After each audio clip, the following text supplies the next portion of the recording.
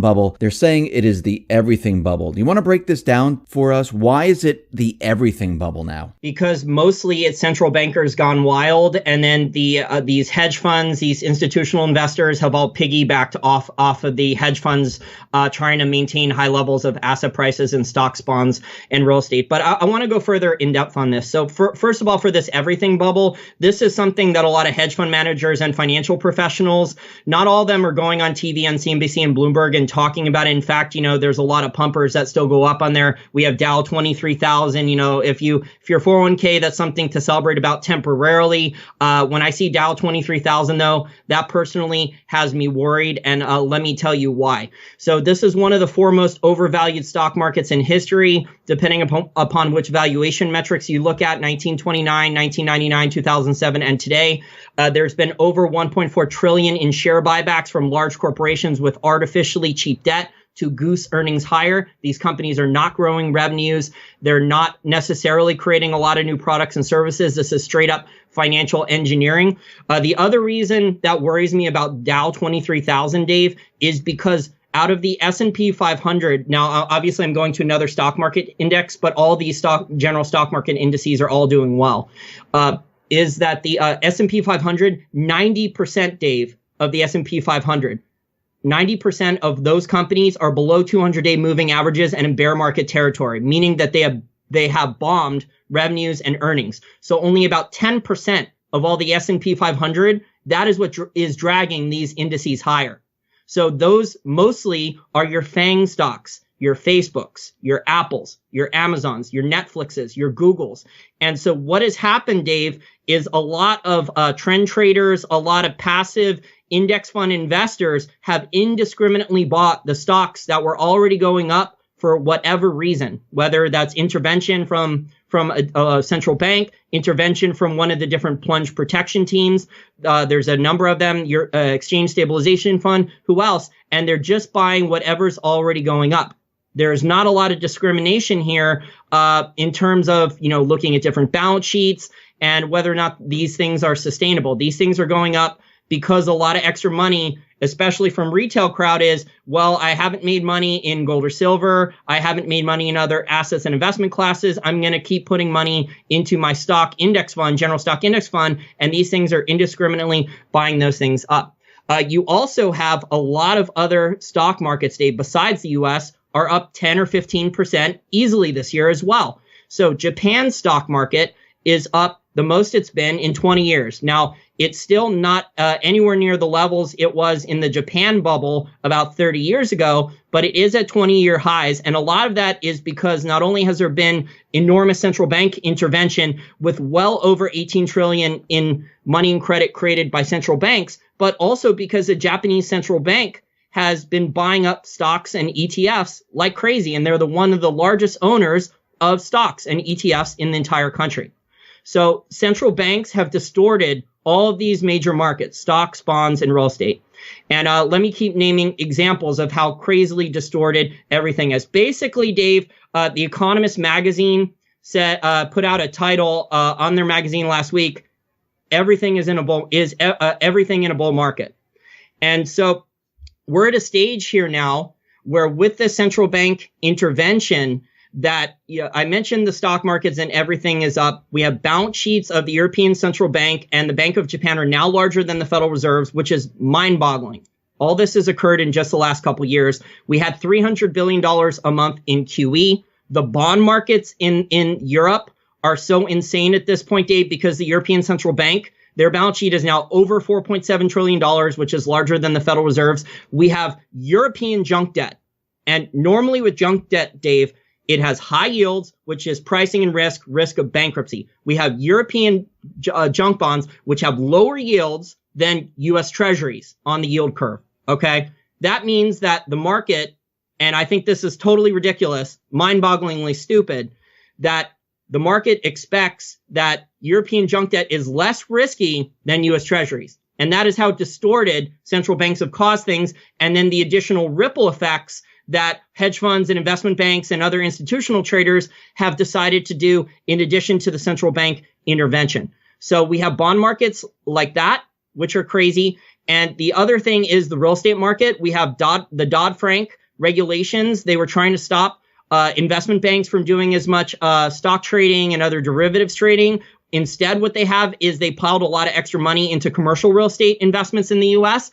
And in a lot of cities, Dave, in the United States, it's basically as if the 2007 and 8 financial crisis never even happened. We have property values up to those levels or higher in San Francisco and Washington, D.C. Here in Washington, D.C., there is nonstop construction of luxury hotels here in downtown D.C. and of luxury condos and luxury single family homes and townhouses. And they are building these things 45 minutes or an hour away, based on all this cheap oil that was with the shale debt, which is another bubble. And so I could go on naming all the different bubbles in stocks, bonds, and real estate. And basically everything except for gold and silver, I think just about everything is in an enormous bubble. And the other major bubble, which I'm not really hearing about, is China. So on the People's Bank of China's own website, Dave, and this is mind-boggling. I saw a video about this from David Quinteri of the Money GPS, and also hedge fund manager Kyle Bass has recently talked about this as well. On the People's Bank of China's own website, they list their balance sheet publicly, and this is probably an understatement. They list on their balance sheet $220 trillion RMB of liabilities. Okay. Now they also have assets, but everything's leveraged. There is an enormous credit bubble that has exploded in China in just the last, basically since the 2008 financial crisis. They did stimulus. They have shadow banking system problems. China, there's a lot of gold bugs and alt media people out there that are like, China's going to want fully gold back world reserve currency. Maybe a very, very long time in the future, they will plan on something like that, but there's no way in the near future they can do anything like that. China is going to have to do in the near future, a couple of years from now, maybe even sooner, enormous bailouts, and enormous currency devaluations. Enormous.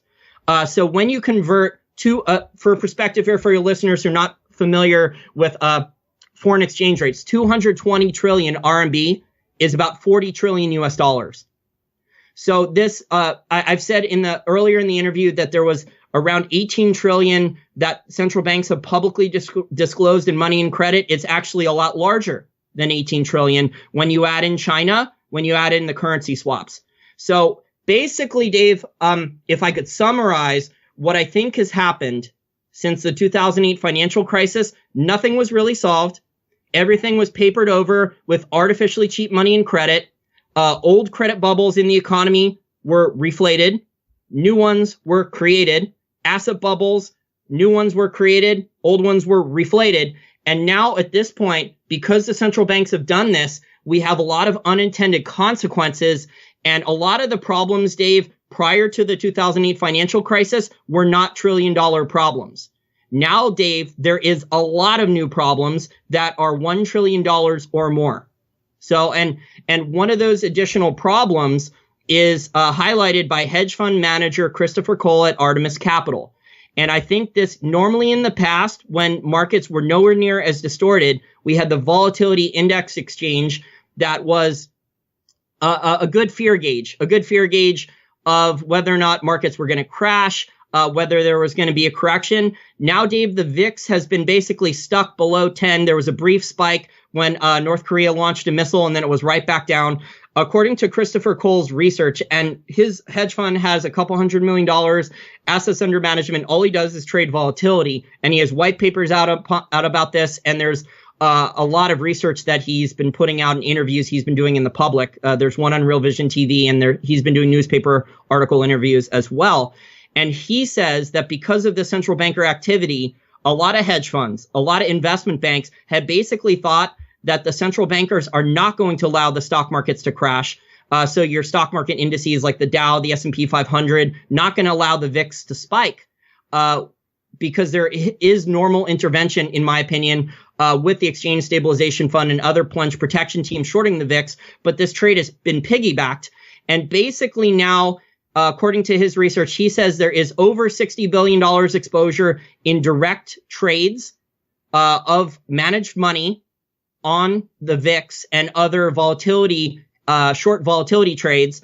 And he says, and this is the kicker here, and this is getting into those $1 trillion or more problems now. He says the short volatility trade now is over $1.5 trillion with leverage, which would put it there basically larger than AIG.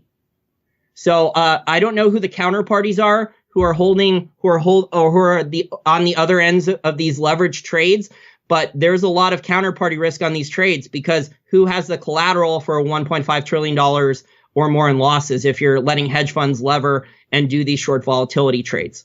So hedge funds have caused unintended consequences. And one of the major things I think a lot of people in the mainstream financial media are not talking about that they should be, that a lot of hedge fund managers and people are talking about below the surface, is this leverage short volatility trade, which is occurring not only on the VIX, but also on other major stock market indices. So basically this everything bubble has exploded now to basically everything except gold and silver. The subprime auto loan market, Dave, in less than 10 years, initially around 2009, there was only about $2.5 billion a year in the United States on subprime auto loans. The auto companies were, rationally common sense. You don't want to give out loans to people who can't, make the payments, who don't have reliable income, who don't have assets, basically ninja loans, no income, no job, no assets. And so, but guess how much subprime auto loans have exploded in less than a decade? How much? We are up tenfold. So it's gone from $2.5 billion per year in subprime auto loans in 2009, in less than a decade, $25 billion a year.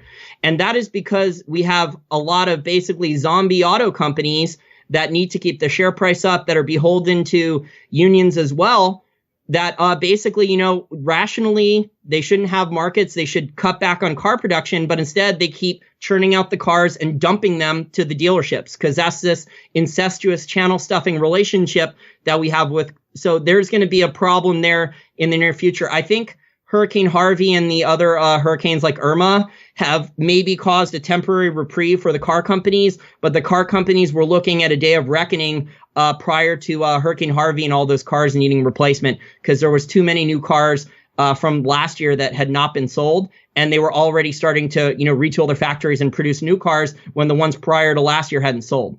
And then there's a glut of used cars as well. So from everything that you said, basically what has happened since 2008 is they've taken the economy and just created all these different bubbles in all these different areas. They inflated everything, and we're exactly where we were back in 2008, except we have a lot more debt, we have a lot more problems, and the whole economy, as we can see in retail, in department stores, in chain stores, and in every manufacturing, it is all just falling apart at the same exact time. Now, Exactly. Now, Exactly. Add to your points there. According to the government's own numbers, when they calculate GDP, about 44% of the real economy in the United States is car sales, restaurants, and retail. And so I don't know if you remember this, but go back for your listeners who don't remember this or are not familiar, just waking up now, just got red pilled. Go back and watch the speeches that Obama and Ben Bernanke gave right after the 2008 financial crisis, talking about green shoots and the recovery in the economy. They're talking relentlessly about how well restaurants and retail were doing. And so we do have some, more entrepreneurial small chain restaurants that are starting to open up locations, but that does not offset the larger chain restaurants that are doing absolutely horrible and the retail stores that are closing like crazy.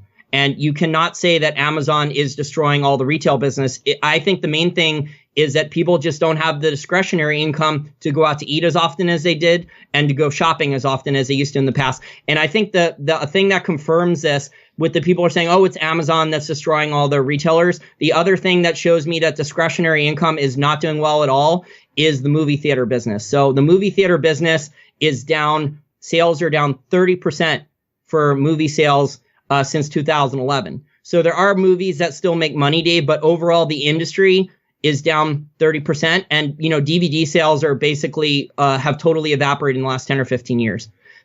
So you can't say that Netflix has totally destroyed the business. I think a lot of it is that the average American consumer, middle class or a little bit below middle class, Their standard of living is being destroyed with inflation and taxes that is really not being reported. And unfortunately, I think the stagflation is going to get a lot worse before it gets better. Now, you mentioned stagflation, but before we get to that, from everything that you've been saying, I mean, back in 2008, we had a credit crisis. Are we heading back to that same credit problem that we had back in 2008? I think there's going to have to be some type of reset in the near future. So we've heard, the IMF warning about this for a couple of years now. The World Bank's been warning about this. The Bank of International Settlements has warned about this. So the question is whether or not the globalists, the economic and political elites in power are going to get basically a mulligan, to use a golf analogy. They're going to get whether the people, the citizens, middle class or mostly middle class people are the ones the angriest and poor, but whether or not they're going to hold the people in power accountable to the fire. The problem is, Dave, in the United States, we do not have rule of law anymore. So there are a lot of people, Democrats and Republicans, although a lot of the people in D.C., if you come here and live here, you talk to a lot of people who work in these government agencies, especially the Department of Justice. More than 90% of them are hardcore Democrats. A lot of them actually are Marxists. But anyways, though, there are a lot of people here committing felonies, committing treason, committing crimes.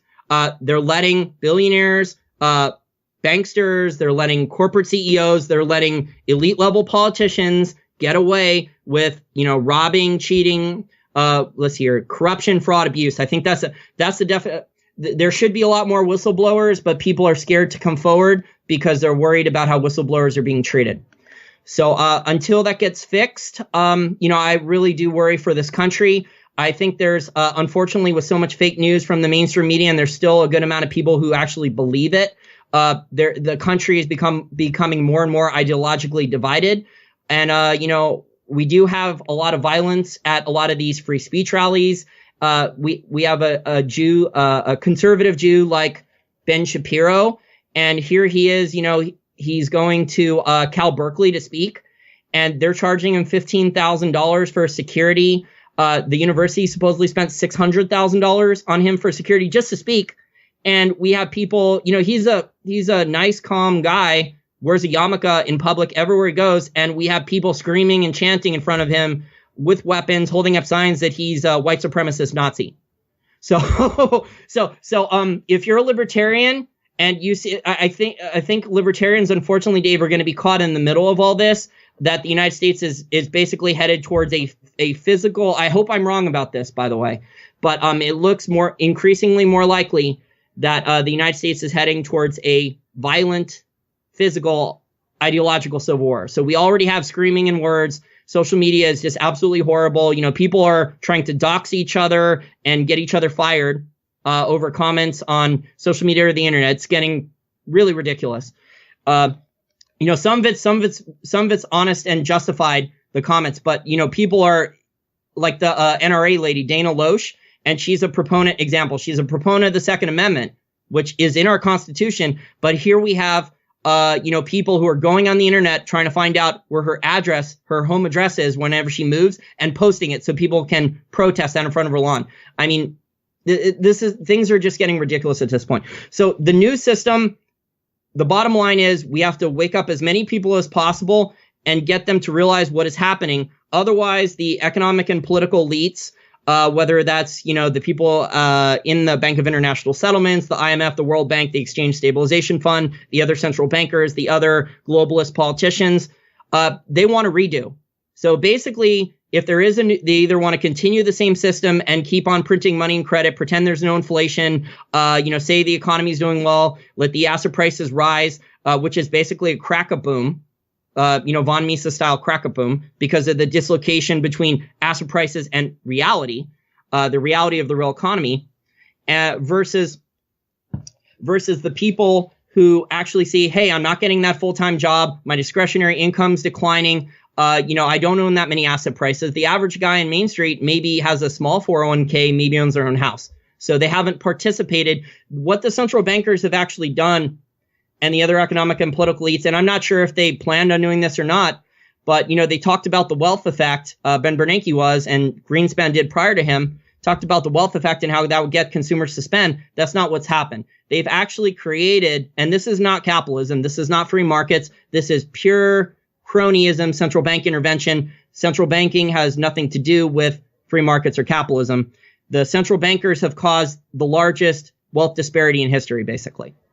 So the major question and the $1 trillion question, Dave, is whether or not regular citizens, people on Main Street, voters are going to let the economic and political elites in power who ruined the last system, who basically ruined the system and have papered over everything, whether or not they will get a continuation of the status quo or a new system that is similar to the old system, which is basically what this SDR that is being proposed. The SDR would not be that much different than the current system we have, because the US dollar in SDR currency basket would still be the largest holding. So do you think that the cryptocurrencies fit into this reset, this redo? Are the central banks, I know the central banks are working on their own crypto type of market, and I know Christine Lagarde was out there talking about Bitcoin, and maybe this is something that they can look into. What is your take on the crypto market? So if you read Satoshi Nakamoto's white paper, I think he has a good solid understanding of Austrian school economics. I really believe he was a libertarian, and he wanted to give people the option to protect their wealth and their savings with cryptocurrency. So he thought the potential was there for it to hurt central bankers. But what happens with a lot of technology, Dave, if you go back through history, is that governments will always, whether it's a weapon or anything else, will always look for a way to hijack a piece of technology and use it for nefarious purposes. So I don't believe that Satoshi or whoever he or she is, maybe it's more than one person, I don't believe that they were NSA or CIA, because I believe, the work that was built on with with eGold and Zcash, those guys went to prison trying to do something similar to what Satoshi did. So they're willing to stand up for their values. And then the government, of course, said, you're helping drug dealers and criminals and drug cartel people. And so I think that governments are trying to hijack this. And we're seeing this now with Putin, how he just approved crypto ruble. I was at a DC blockchain summit conference in Washington, D.C. in March. And I heard there that the government of Canada and also India are planning on accelerating basically a digital cashless economy. So basically, Canada already has this to a large extent, where a lot of Canadians don't even use cash to pay for purchases. But the Canadians are already looking at basically having their own fully digital currency with some type of blockchain. So everything could be tracked and taxed, and basically cash would be outlawed. India has tried a demonetization scheme. It didn't really work. They are trying to digitize people with a basically all-in-one type of ID system. So India is working on this as well. Russia has talked about that. I think the new story just dropped that China, the People's Bank of China, is testing out an algorithm for a blockchain for some type of digital RMB. So I don't know how quickly all these things are going to be implemented. But, obviously I hate legal tender. As a libertarian, I hate legal tender laws. I think they're, morally bankrupt, and they hurt people financially as well. And so basically this would be like a legal tender law on steroids, where, you'd be, especially in countries like Europe, where I believe more than, according to their own government statistics, that in the European Union, more than 40% of their economy is off the books. So is underground dark economy, where people pay cash and don't put the cash in the bank account. So governments this would really help them on the tax revenues to track and tax every transaction. If you care about freedom, this would not be good at all. But I don't think they can destroy Bitcoin. So I don't think governments can destroy Bitcoin. But what they're going to do, because blockchains are open source, Dave, is they can take the technology behind Bitcoin, and they can use it for what I would call nefarious purposes. So I think, Bitcoin, they can try to, shut down individual exchanges. Like in China, they can try to ban initial coin offerings. They can try to tax you extra on your Bitcoin holdings. So if Bitcoin does go to $100,000 or $1 million, or what some of those crazy predictions that John McAfee and others have said in a short amount of time, if it does go there, they could put a windfall profits tax on it. They can't shut down the Bitcoin blockchain itself without, shutting down the internet, and there's not supercomputers enough to destroy it. So I think it is going to be attempted for nefarious purposes. But hopefully, the free market, whatever's left of the free market, because in these cryptocurrencies, altcoins, Bitcoin, and initial coin offerings, this is this is the Wild West. This is what we have as a free market. So I would prefer not to see government regulation, but I would warn your listeners to avoid almost all initial coin offerings. There already is an enormous amount of fraud. I'm getting like spam emails, a couple of them a day, that are just like obvious frauds. So you mentioned the SDR, and that's at a high level for this reset redo. What about at the lower level? Is it still going to be the US dollar, or are they going to be changing that around? I don't think anyone knows at this point. So there's a number of options out there. So let's speak in probabilities. So there's been other experts that have mentioned that they could just reissue a new dollar. They could reissue a new dollar entirely, and that would piss off a lot of people who are already holding dollars. They could have a couple different types of dollars, which would be kind of similar to Bretton Woods, except there would be no gold backing. Because remember, with Bretton Woods, for international trade settlement, you could trade in your dollars for gold, but if you were an American citizen after FDR removed gold backing from the dollar and banned U.S. citizens from owning any bullion, you were allowed to own, I believe, numismatics and also gold jewelry, but that was it. And so it would be similar to that, except no gold backing. So at this point, Dave, it's not just okay. So there's experts out there like Peter Schiff, and I think Peter Schiff's a brilliant guy, but I don't agree with him on this. Peter Schiff is saying the dollar is going to collapse. The dollar is going to be hurt the most. The U.S. has an enormously large military. The U.S. still has one of the best economies out there. Every other country, Dave, is trying to destroy their own currency as well. You have Japan trying to devalue their own currency. You have China who's going to have to devalue their own currency. You have the European Central Bank who wants to devalue their own currency. We mentioned earlier in this interview how much their money and credit has been created out of thin air to explode, to devalue their own currency and buy assets. So what's the U.S. dollar going to collapse against? Maybe the U.S. dollar in terms of your own purchasing power is going to collapse. But if they're manipulating gold and silver, we have a market now, Dave. I love gold and silver, but we have a market now where Bitcoin goes up, a lot, and gold goes up $30 and it's knocked right back down. Or silver goes up 50 cents or $1 in a couple weeks and then it's knocked right back down. And, I think a lot of, I want to put this point out there because I haven't heard a lot of experts talking about this. I think one of the major ways that the paper silver price is manipulated is with the copper price. The manipulators are very sophisticated, very smart people, the bullion banks, the traders, the investment banks, the people that are involved in this manipulation. And so if the copper price crashes and you move it back up, there's a lot of silver byproduct that these base metal miners do not care about, that they will hedge, that they will, sell at almost whatever price to a bullion bank for what to meet their obligations. So and this, in my opinion, there was a short squeeze in the copper market, but also I think the copper price was moved back up in an enormous rally to keep a lot of base metal silver byproduct on the market. And if you look at the total silver market, Dave, about 2/3, anywhere between 2/3 and 70% of all the annual global silver supply is from base metal byproducts. So that is the main silver supply. So if I'm not a manipulator, but let's do a hypothetical and put yourself in the shoes of a criminal, bankster, central banker, manipulator. So the supply you really care about is not necessarily the primary silver miners, although they're about 30% of the market annual silver supply. The main supply you care about then to keep this paper Ponzi going, where you still have to deliver the physical metal, but you have to cap the paper price. The main thing you care about then is the base metal byproduct. So if you can keep the copper price and some of the other base metal prices high enough to where the base metal miners will either bring on new mines with more silver supply, or they will not shut down a mine that's either marginal or uneconomic because the base metal price fell off the cliff, then you can keep the silver manipulated.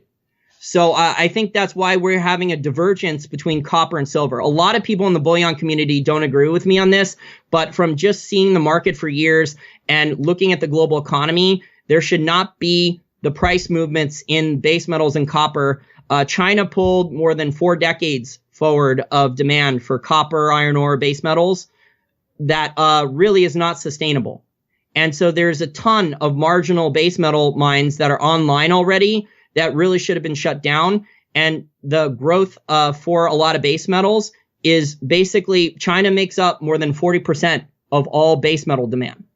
So copper, steel, iron ore, etc. China is the market. And so I don't think it's sustainable for that. Now, China has the Silk Road they want to build, and they want to build out some other additional infrastructure, but they've already built out a lot of it. So to say that, so I think that's what's been happening is that, when the silver market does get tight, there's a base metal rally to keep the silver supply, and that's how they can keep the paper silver price in check. But it's not sustainable, though, because eventually the primary gold and silver miners, they can keep doing this for a little while longer, but the price is going to have to be allowed to go higher at some point. And so I don't know if there's going to be a huge breakout in the near future, but we're going to be looking at, for sure, 1,400 to 1,500 gold and 25 to 30 silver in the next couple of years, for sure, because otherwise then there's going to be a lot of supply that's not going to be able to be replaced. And so the gold mining industry, since 2011, the paper bear market started, Dave, has been an unmitigated disaster. To give your listeners perspective, according to hedge fund manager John Paulson, who's a billionaire, but he also has a gold fund, and so he's been paying closer attention to this market than some other investors. He says over 85 billion with a B in write-offs have been done by gold mining companies. That's on bad investments and bad mergers and acquisitions, bad deals. Those were gold mines and sometimes even copper mines that were bought that are not economic at current prices, that maybe those mines cannot be built until 1,400, 1,500, maybe even 1,600 or higher gold prices. So something is going to have to give soon. Either that or the manipulators, Dave, maybe they're going to just totally collapse demand. Now, demand for physical metal in China, in India, and from the Russian central bank for gold is still extremely strong. But physical demand for gold and silver, especially retail investors, for physical gold, silver, and mining shares, it's totally collapsed. And I think there's an argument to be made, Dave, that the cryptocurrency total market cap of cryptocurrencies is over $160 billion. That's about what the sales would have been for 1 year for all the physical gold, silver, and mining shares. And so, basically cryptocurrency demand has just about replaced Western demand for physical silver, and mining shares. So something has to give at this point. A lot of these markets are not sustainable. And, if you own, I've said this for well over a year on your channel, if you're not a sophisticated investor, you're not a hedge fund guy, you don't want to be investing and trading the markets, picking out a lot of different stocks, making volatility trades or hedged trades or anything like this, betting on shorts or longs. If you just want to be a little bit diversified investor, you hold some US dollars in case there's a stock market crash and you have some cheap assets to buy. Maybe there's a rental property you wanted to buy for cash flow that goes on sale at a discount. You hold US dollars for cash for opportunity. You hold physical gold and silver, and you hold some Bitcoin. So if you don't want to be sophisticated, you can just stick to those four things, and I think you're going to be all right in this environment. Jason, just to wrap all this up here, you mentioned a stock market crash. Do you think there's still one coming? Do you still think the stock market's going to come down? Do you still think the economy is going to come down? I think at some point, because they don't want Trump to get reelected, I think, the deep state, the economic and political elites will allow a brief stock market crash, maybe only 6 months, probably less than 12 months. Because Donald Trump is taking credit for Dow 22,000, Dow 23,000. He's claiming he's creating all these jobs, which if you actually look with the Carrier and some of the other plants, there's either, enormous amounts of subsidies that the state is giving, or they're not really, the jobs are not really being saved. So it's mostly just a press release, PR puff piece.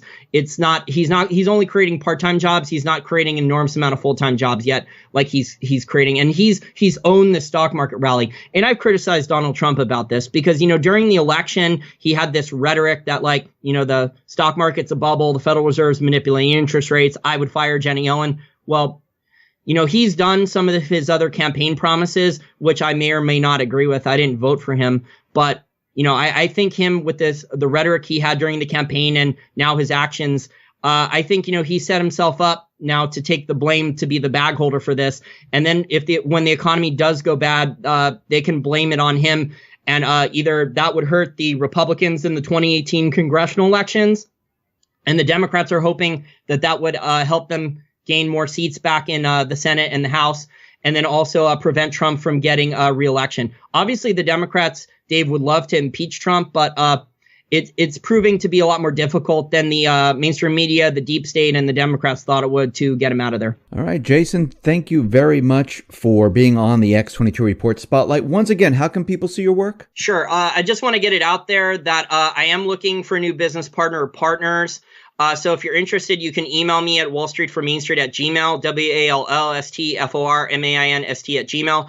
I'm also looking for potentially talented, undiscovered new guest hosts who can come in and maybe do 1 or 2 podcast interviews a month, giving up-and-comers or people who think that their work hasn't found the audience that it deserves. So if you want, you can email me at the same email address if you're interested in that. I'm looking to expand my coverage to more potential technology, maybe a different perspective on cryptocurrencies, expand my coverage there as well. So you can do that. My YouTube channel has over 3 million views. It should have a lot more than that. And it's almost 20,000 subscribers. It should be well over 20,000 subscribers. But with the YouTube censorship, Dave, they basically destroyed me financially in order to earn a living from the YouTube channel. So I am looking at the near future of potentially moving more and more of my content away from YouTube. Jason, once again, thank you very much for being on the Spotlight. I really appreciate it. Thank you very much. You're welcome, and keep up the good work and red pilling more people. You too.